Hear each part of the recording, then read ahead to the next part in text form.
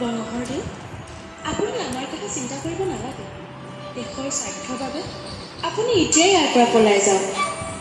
ঐ ছোৱালী, গদাপানী ক'ত আছে তই নকওঁ কিয়? নকওঁ। তহঁতৰ অত্যাচাৰত এই জয়মতীৰ প্ৰাণ গ'লেও বংশদেউৰ সন্ধান মই কেতিয়াও নিদিওঁ।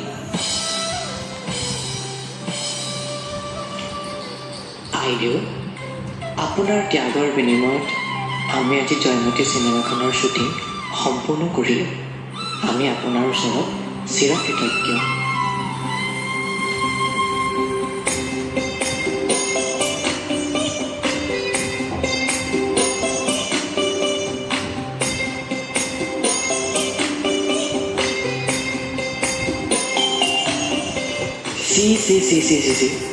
এগৰাকী ছোৱালী হৈ পৰপুৰুষক বংশদেউ বুলি সম্বোধন কৰি চিনেমা কৰি দেখুৱাব আহিছ। আজিৰ পৰা তই বৰ ঘৰত প্ৰৱেশ কৰিব নোৱাৰ।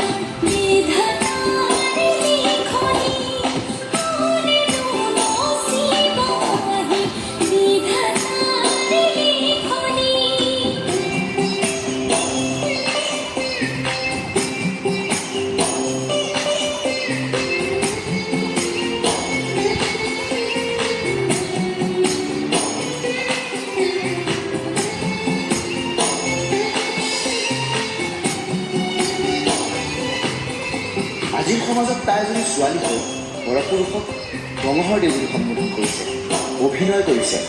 তাই আমাৰ সমাজলৈ কলংক সানি আনিছে। তাইক ঘাটে পানীয়ে নিষেধ কৰা হয় আৰু তাইক যাতে কোনেও বিয়া নকৰায়, আৰু যোন পুৰুষে তাইক বিয়া কৰাব তেওঁকো আমাৰ সমাজৰ পৰা এঘৰীয়া কৰা হ'ব।